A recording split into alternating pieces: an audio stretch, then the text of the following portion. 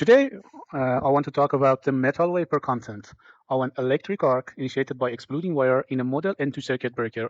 All of you are aware that Kaveh and Fahim and Nina were working on a model model N2 circuit breaker, working or utilizing the N2 as the insulating material in high pressure. So my task was the the MHD simulation of the arc. Today, I want to talk about the calculation of the amount of the metal vapor inside, and I use the computational fluid dynamic simulation of high Mach number flows. So first step is the exploding wire. When you don't have the contact movement, the exploding wire is your first step for the arc initiation. And you may hear the shock waves. If not, today you will hear a lot about it, because it's the first thing that happens, the phenomena that happens after the explosion. You may remember the magnetohydrodynamics model we had for the simulation of the arc, that we used the electrical equations, Maxwell equations, and material properties, modeling the plasma, and use all of them in a recursive procedure to simulate the arc. And if you remember from that time in the previous simulations, it was the arc modeled in the air, in 1 bar air, 99% of air and 1% of the Cu, copper vapor without the nozzle. And you see that it's the current. The current is applied as the laboratory to the simulation, and the red line is the voltage simulated almost exactly as the measured one. Because the model was very complicated and it took, I think, 48 hours on server. You see the simulation has a very good or acceptable accuracy here. So then we simulated at that time the nozzle case for the same study, but having a nozzle inside, and the diameter of the nozzle was 4 millimeter. Then we simulated the voltage. We found that having a nozzle will increase the arc temperature to 26, 27 kilo Kelvin, and also increases the voltage. Here you will see the simulated voltage again compared with the measured one in the laboratory. So one thing is that when you have a wire here, what happens? This wire is totally vaporized. So how can I find how much of this vapor is here? And for example, you see I have considered 1% of the copper vapor. How should be calculated? See, that's the stem of the study. Molar volume of a gas. The molar volume of gas. All of us, we know that at a standard temperature, pressure is 22.4 liter for 1 mole of any ideal gas at the temperature of 237, and the pressure is 1 atmosphere. It's just extracted from the ideal gas. PV is nRT, and the V is the nRT divided by P. So the NOM is the molar volume of a gas. So in the other temperature, I have the temperature from the arc simulation and the pressure from the arc simulation again. So if I put here, I will find another. For example, if the temperature, just as an example, so simple, that if the temperature is 355 Kelvin and the pressure is 2.5, then the 22.4 will be 11.6. And then in a very high pressure, in the kilokelvins and the high pressure pressures, you will find something else. Then when I have a wire, I know the weight of the wire, so I know how much mole is this, and I know the temperature and pressure, so I can calculate the amount of the gas. So do everybody agree with? Because it's the stem of the study. If I just, if you have any question or any point here, let me know. Otherwise, we will continue. I can't hear. No, can you hear us? Yeah, now. Yeah, yes. Because we had a comment there saying that, can you be sure that a metal vapor actually is an ideal gas? Just imagine if this is, because then it's in a very high pressure and high temperature.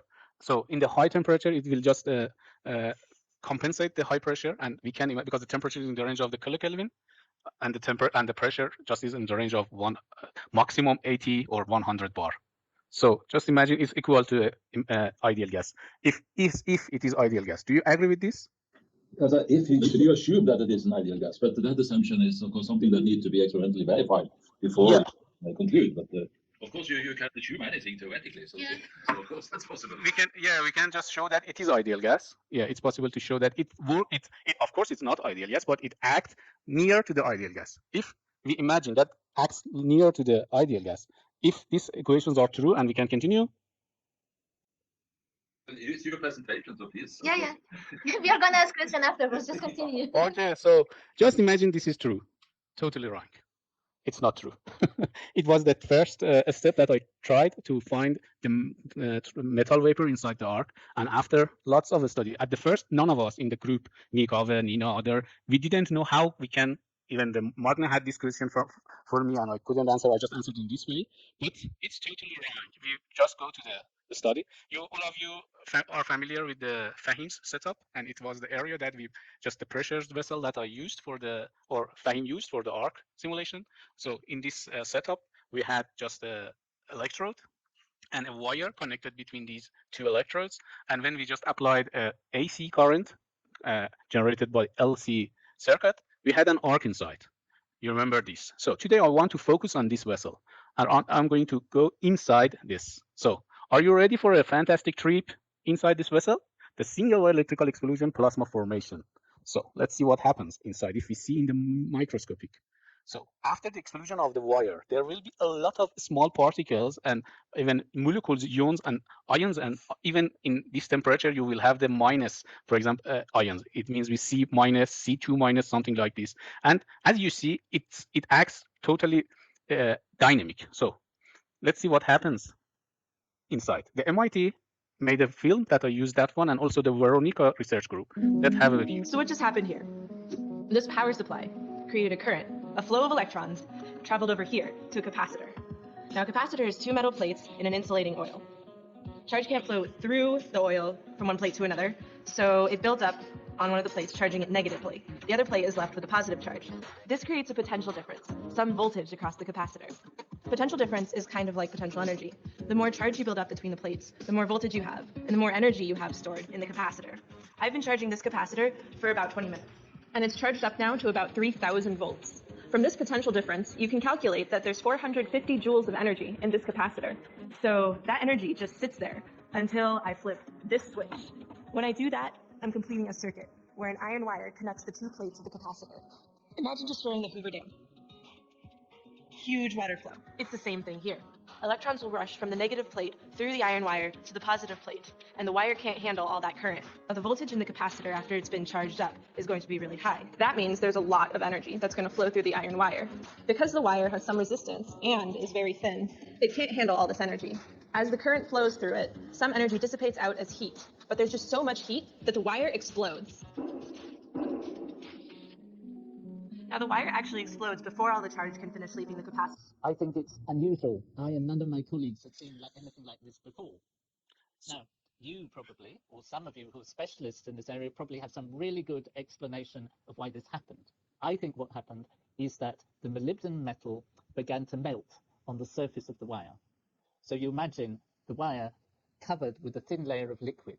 And because liquid has surface tension, this is why liquid forms drops. I think that the liquid separated into little drops because the surface tension pulled it together. And so you get what would normally be little drops of liquid, but they solidified. So we've somehow got them fossilized along this wire. All my colleagues that I've shown these bits of wire to have got really excited. It's really surprising that you can get such an even spacing. I did a bit of research on this phenomenon, and I came across a word I'd never heard before called unduloids. Unduloid is the word that mathematicians use to describe this sort of object. I would be very interested to hear from any of you who has a really good explanation of what happened. Neil thinks that the spacing might be related to the frequency of the mains. So he's keen to try and use direct current rather than alternating current and see whether we get the same effect. I think there'll be no difference.